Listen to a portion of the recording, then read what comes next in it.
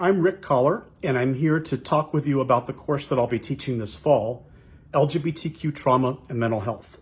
It's Women and Gender Studies course number 399, which will also be cross-listing with Social Work and Integrative Studies. The course is going to explore what trauma, mental health, healing, and recovery all can mean for LGBTQ communities at the systems level, at the community level, and for us individual queer folks. We'll be looking at how and why trauma and mental health challenges like depression, anxiety, and abuse disproportionately impact our queer communities. Throughout the course, we'll be paying attention to bi and pansexual folks' experiences, queer and trans communities, people of color and impacts of racism, and keeping in mind the many people who hold more than one of these marginalized identities under the LGBTQ umbrella. Also, we'll be looking at positive ways to help queer people promote their mental health, healing, and recovery.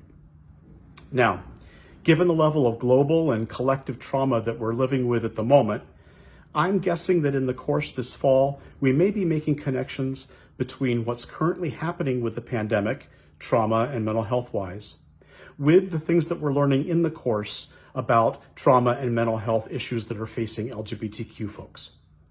To be honest, as I'm recording this in mid-April, I think we're not exactly sure yet what the next months are going to be bringing in terms of impacts on the course. So how much it's going to be online, how much we're going to be able to meet together live in the classroom.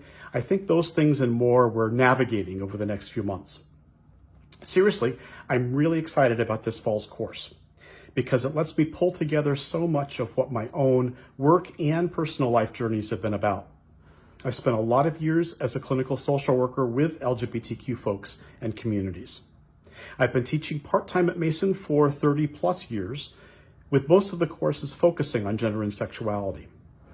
And up until not long ago, for about 15 years, I directed Mason's LGBTQ Resources Office, working with students on Mason's university campuses.